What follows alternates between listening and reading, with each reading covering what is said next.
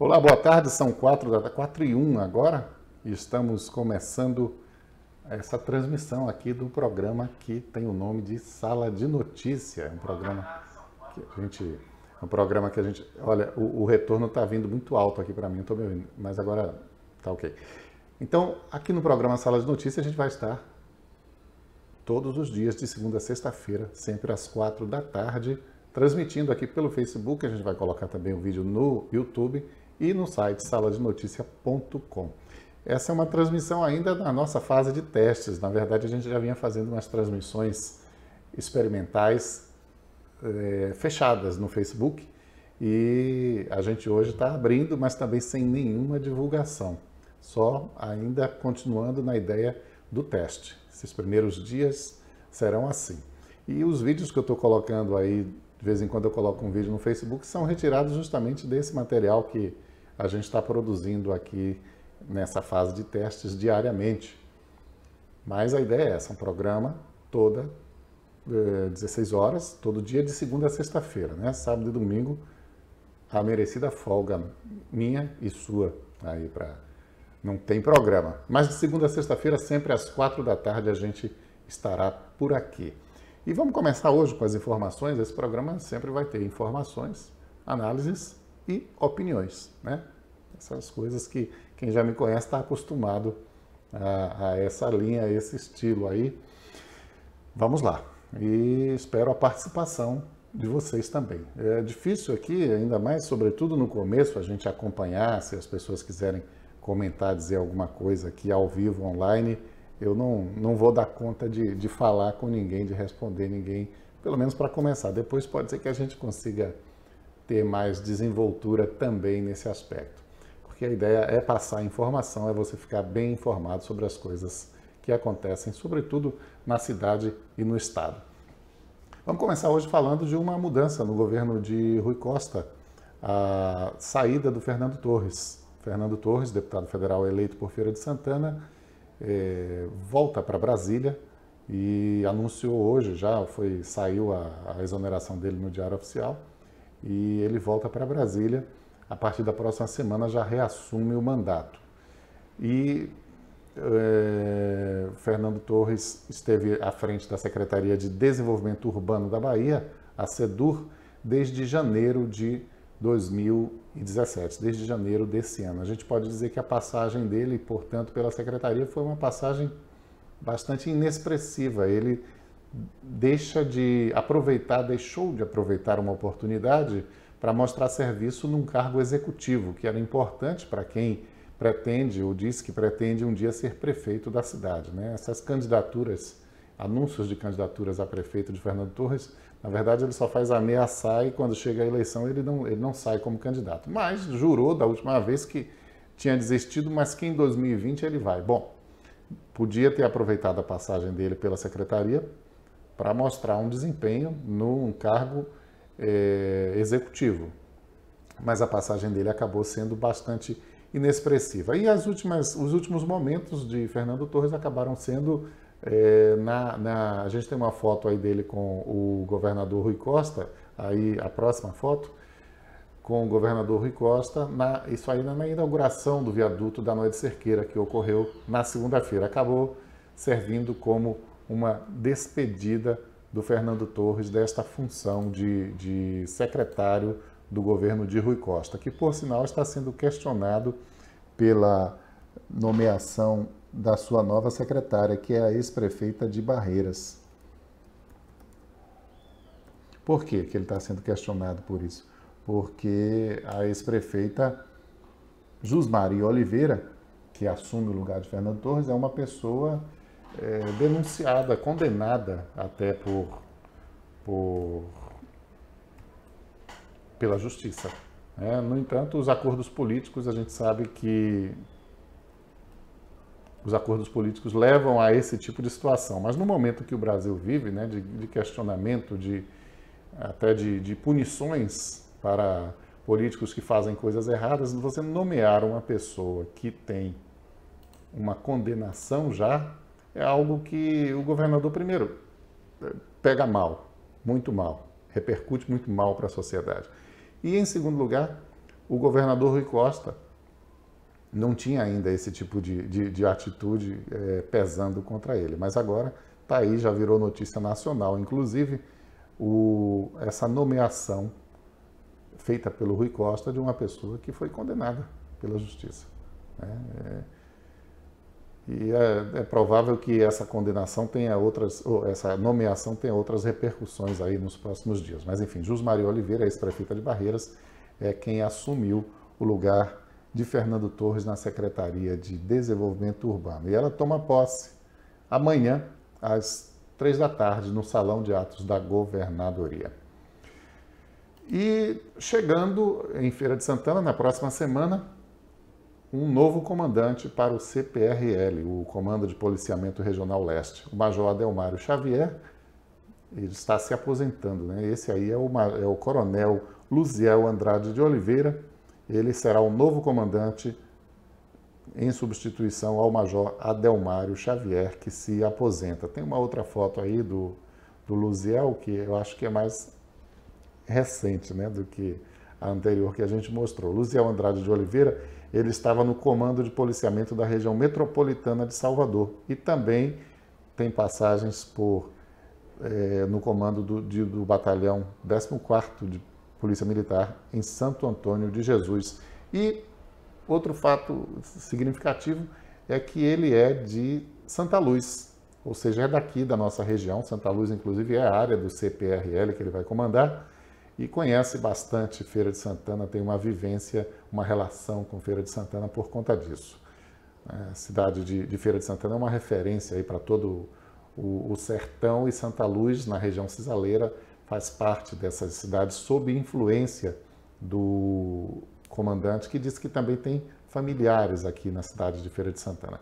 E é bom que ele está vindo de uma região que é a região metropolitana de Salvador, do policiamento de uma região difícil, de uma região populosa como é a nossa e até mais populosa. Então, vamos aguardar que seja um desempenho ainda melhor, né? A gente sabe das limitações que a polícia tem com a escassez de recursos e com excesso de ladrão. Eu sempre digo, não tem polícia que chegue para tanto ladrão, né? A gente precisava de uma revolução na nossa sociedade para parar de produzir tanto ladrão, tanto de colarinho branco, quanto de celular, né? E isso, infelizmente, a gente ainda está longe de alcançar e sobra para a polícia no meio do caminho, que tem que resolver tudo, e não dá para resolver tudo, né? Infelizmente, a gente tem índices elevadíssimos de violência e torce pelo sucesso do novo comandante para que a violência possa ser reduzida sistematicamente em Feira de Santana, que é isso que a gente precisa. A gente há muitos anos vem numa média de um assassinato por dia. Parou de crescer, mas não é um número nada interessante, não é um número nada aceitável. Muito pelo contrário, é um dos piores números do Brasil e é até um dos piores números do mundo. O número de homicídios por 100 mil habitantes que temos aqui em Feira de Santana. E a Polícia Militar está fazendo um pedacinho, a 67ª Companhia Independente de Polícia Militar, ela está fazendo uma campanha. Ela faz o policiamento da região sul de Feira de Santana, ou seja, Tomba e adjacências, e até São Gonçalo dos Campos. Está fazendo uma campanha que não tem nada a ver com policiamento, mas veja, é o tipo de atitude que é interessante a gente ver partir da Polícia Militar, né, de integração com a sociedade, né? A polícia não tem que ter, aliás, as pessoas, a sociedade, não tem que ter medo da polícia. Quem tem que ter medo da polícia é o bandido, mas infelizmente, do jeito que as coisas são, a sociedade como um todo tem medo da polícia, né? E não é para ter medo. Então, para também não ter medo, a polícia precisa aprender a cultivar as boas relações com a sociedade. E essa campanha, tem um cartaz aí da campanha, Faça uma Criança Ainda Mais Feliz, Doe Brinquedos. É uma campanha que está sendo feita, então, pela Companhia 67ª, que fica sediada ali na Avenida João Durval. Então, quem tiver brinquedos para doar, que a polícia, depois da arrecadação, até o dia 11 de outubro será feita a arrecadação, depois da arrecadação a polícia vai fazer essas doações. Então, leva lá na Avenida João Durval, onde fica a Avenida João Durval, no sentido, depois da Presidente Dutra, rumo ao Tomba, é lá que fica a sede da companhia. Então leva o brinquedo lá para ajudar a essa campanha e doar brinquedos para crianças que não tenham brinquedos, são muitas ainda. Hoje é dia da árvore, né? Dia 21 de setembro é dia da árvore e a Prefeitura está lançando um programa de preservação de lagoas. Nesse momento está acontecendo o lançamento, estava previsto para 3 da tarde, mas como as coisas sempre atrasam, eu imagino que o lançamento deva estar ocorrendo por agora, né?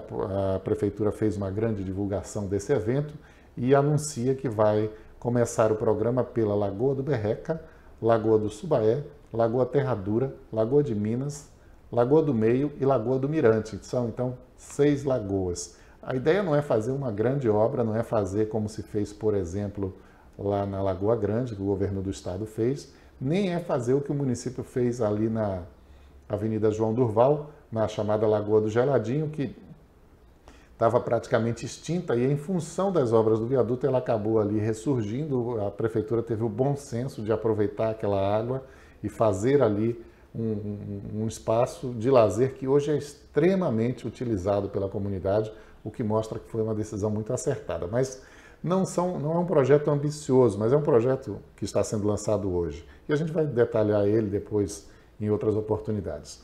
Mas é extremamente importante porque a ideia é delimitar as lagoas. Como é que vai delimitar essas lagoas? Vai construir, vai demarcar, vai fazer ciclovia.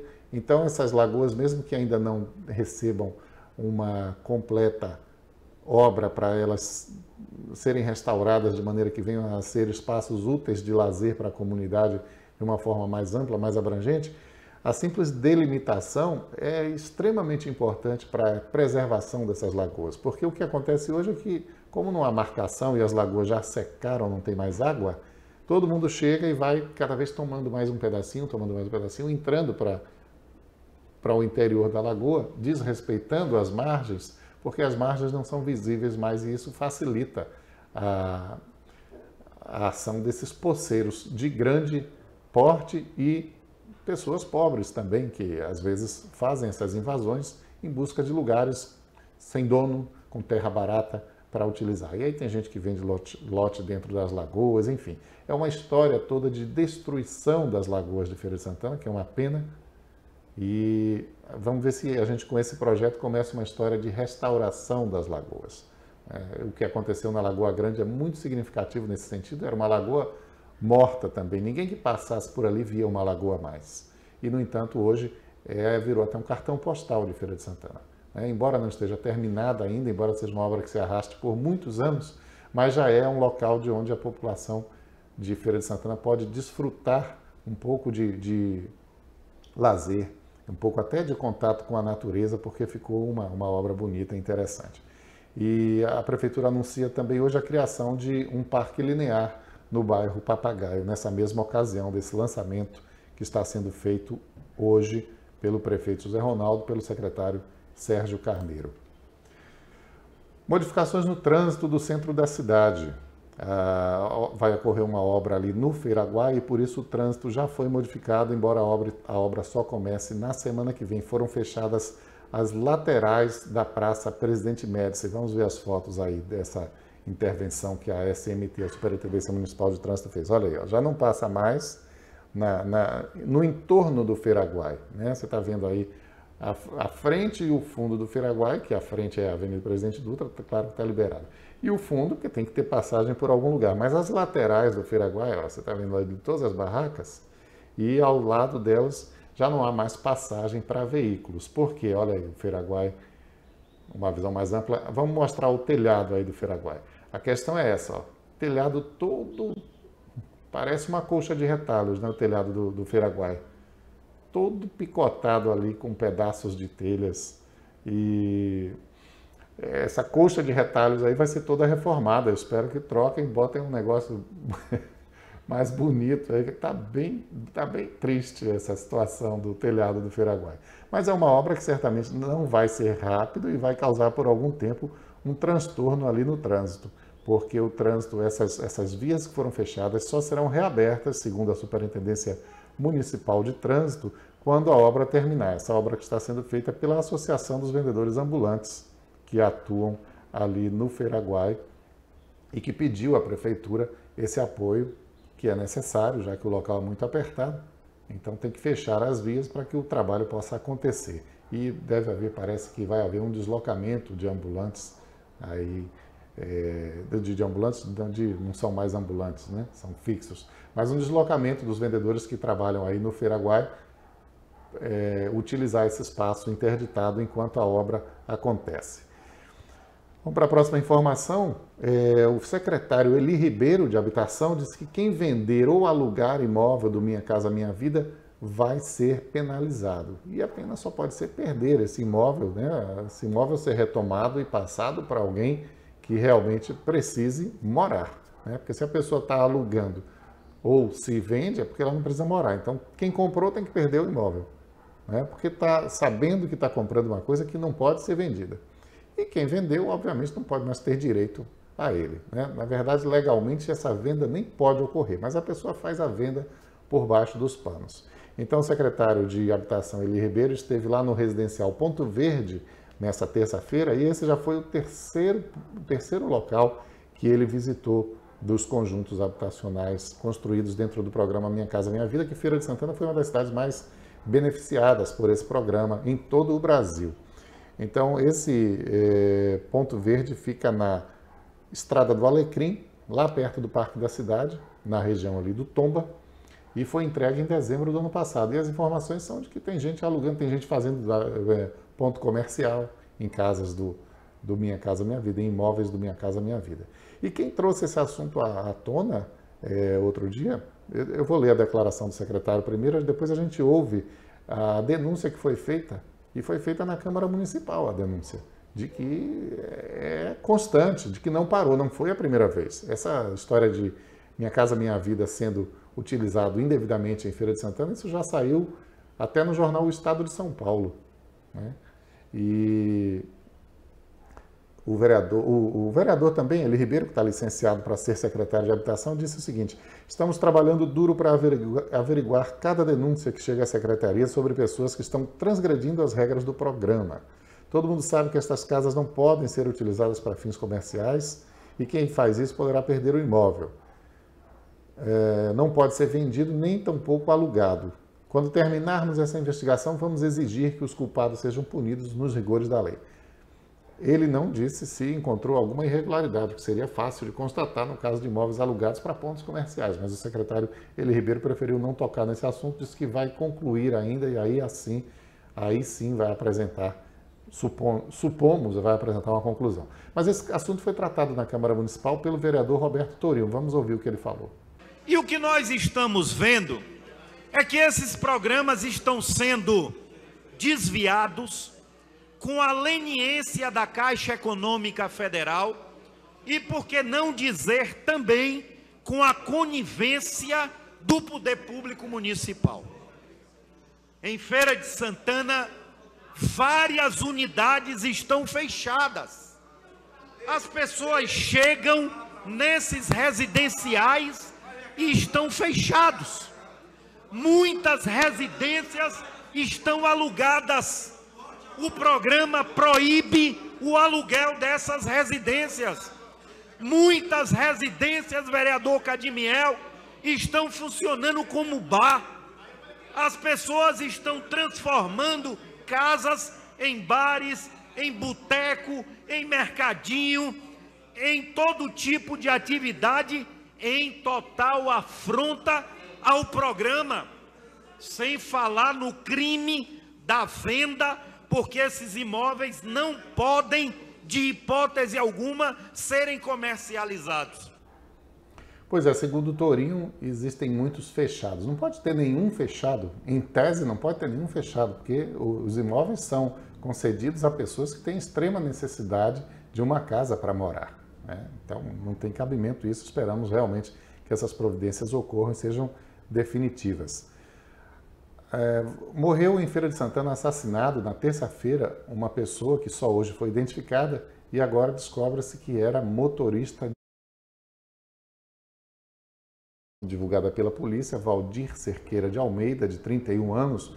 O Valdir foi identificado hoje por familiares, mas foi assassinado na terça-feira na Rua Mercantes, lá no bairro Aviário, ali nas imediações da BR-324.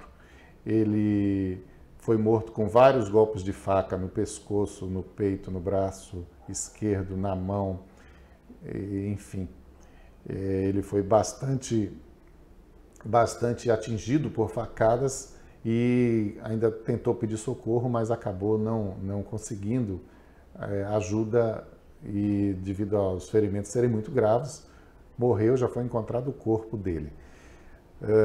Ele morou em São Gonçalo, depois em Lauro de Freitas, onde ele começou a trabalhar como Uber, e estava agora em Feira de Santana também trabalhando como Uber, mas a polícia não está fazendo nenhuma associação da morte dele com a atividade de Uber.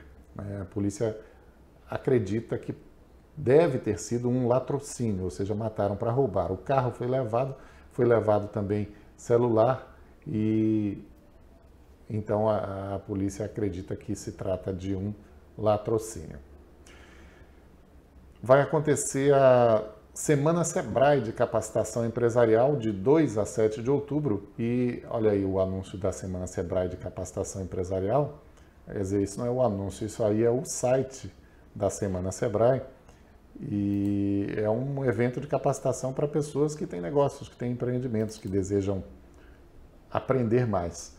Deve procurar, claro que se procurar o site do Sebrae na internet vai encontrar, mas foi criado um site específico para dar informações sobre isso, que é justamente semanasebrae.com.br.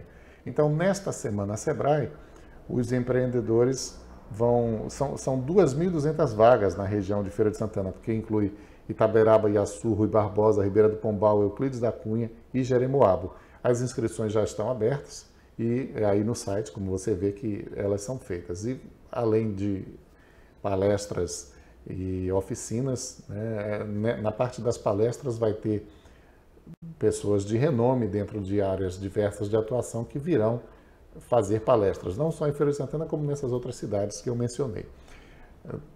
A primeira palestra em Feira de Santana será do Luiz Carlos Ewald. Luiz Carlos Ewald, ele já fez quadro no Fantástico, daquele Senhor Dinheiro, se chamava Senhor Dinheiro, dá conselhos sobre a administração do seu dinheiro, né?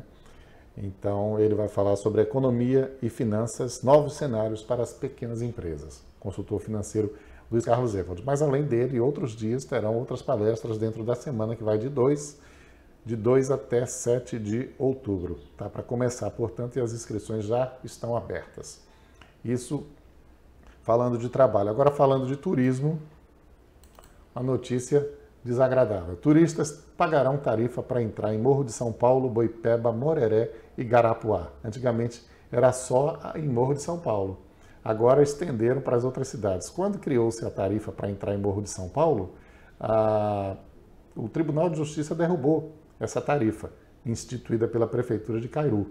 Mas eis que eles voltam a cobrar agora, inventando uma tarifa unificada para quem for para qualquer uma dessas 4 localidades do arquipélago de Tinharé, que está tudo sob a jurisdição da Prefeitura de Cairu. A justificativa do subprocurador Alcides Bulhões foi a seguinte: Cairu tem mais de 400 anos e vasto patrimônio histórico e ambiental. Para manter tudo preservado, há um custo já partilhado hoje com turistas, como em qualquer lugar do mundo, através de taxas para uso dos terminais náuticos e visita a monumentos. Bom, essa é a explicação do Alcides Bulhões. Agora, nessa outra foto aí que a gente tem dessa localidade, tem a foto da entrada de Morro de São Paulo. E essa foto aí ainda está benéfica à imagem de Morro de São Paulo, que está aceitável. Mas, na verdade, é bem precária a chegada a Morro de São Paulo. A taxa já estava em funcionamento quando eu estive lá e não tinha melhoria nenhuma, muito pelo contrário. Tudo de bom e de belo que você visse em Morro de São Paulo era por conta dos investimentos privados, das pessoas que lá mantinham seus negócios, suas lojas, seus restaurantes, suas pousadas. O que dependia do setor público deixava muito a desejar. E já existia a taxa. Então, você pagar a taxa para, na verdade, não usufruir de nenhum tipo de benefício que deveria ser proporcionado pela cobrança dessa taxa, aí não é justo, realmente não é justo. É bom que a prefeitura, inclusive o fato da cidade receber muita gente de fora, acaba gerando também custos e transtornos. Se essa taxa fosse efetivamente empregada na melhoria das coisas na cidade, seria muito útil. Mas no período em que ela foi cobrada, não se viu isso. Era uma vergonha realmente a situação de Morro de São Paulo, apesar da existência da taxa.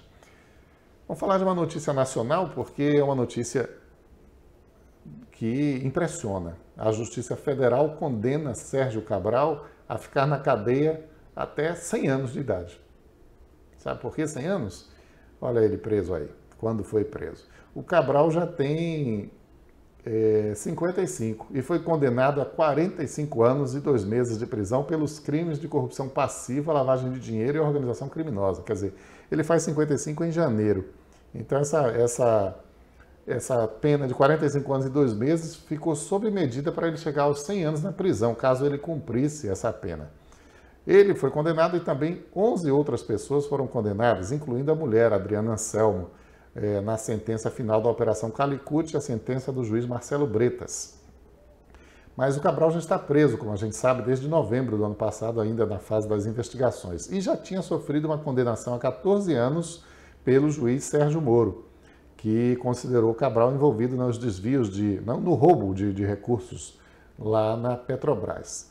E o Cabral ainda tem mais 13 ações penais para serem definidas por esse juiz, o Bretas, que condenou ontem ele a 45 anos e 2 meses de prisão. Essa é a maior pena já dada a um político na história do Brasil.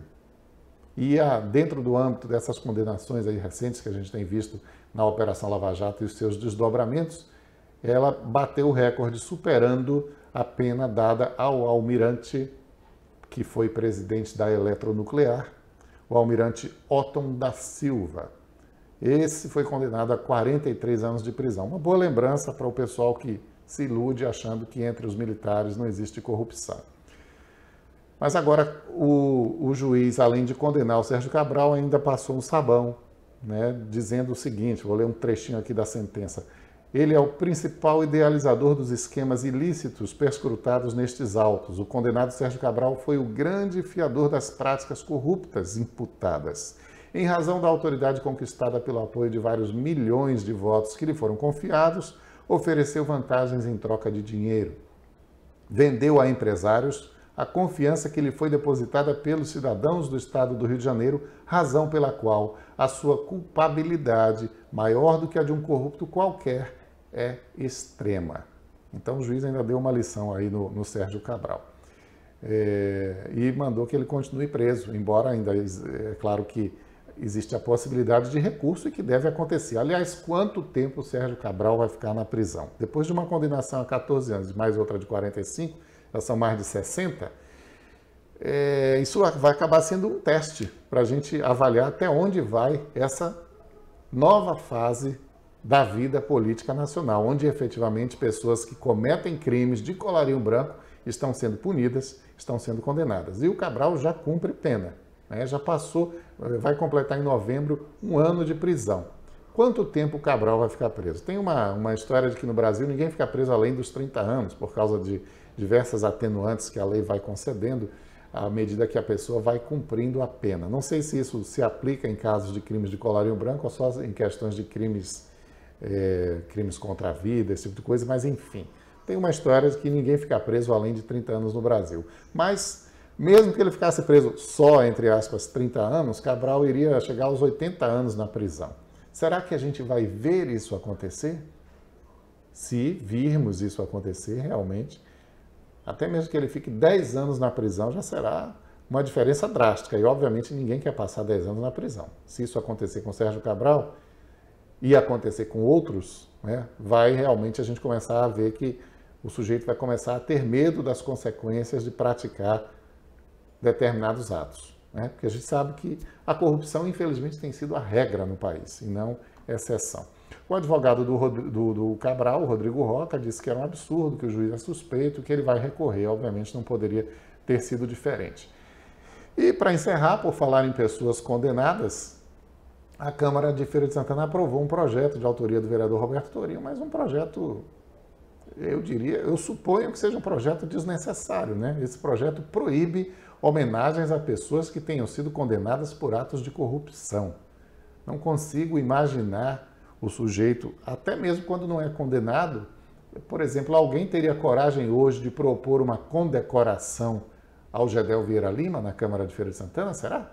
Eu acho que não, né? E o Gedel Vieira Lima não foi condenado a nada ainda, né? Apesar de ter uma situação inexplicável nas costas dele, aqueles 51 milhões em dinheiro apreendidos no apartamento que ele pegava emprestado de um amigo, ele não foi condenado, ele está sob investigação, ele está sendo processado, ele é réu, isso e aquilo, mas condenação ainda não houve. Será que alguém se atreveria, mesmo que ele seja solto amanhã, alguém teria coragem de propor uma homenagem a Gedel Vieira Lima? Nem a ele, eu acho que nem a ele, nem a nenhuma outra pessoa condenada por corrupção. Mas o vereador Roberto Torinho entendeu que era necessária essa precaução, né? Então, diz lá o artigo 1º da sua lei, aprovada por unanimidade dos vereadores, que fica proibida, no âmbito da administração pública do município de Feira de Santana, a concessão de homenagens a pessoas que tenham sido condenadas com sentenças transitadas em julgado, ou seja, só chegou mesmo no fim do processo, não tem mais possibilidade de recurso,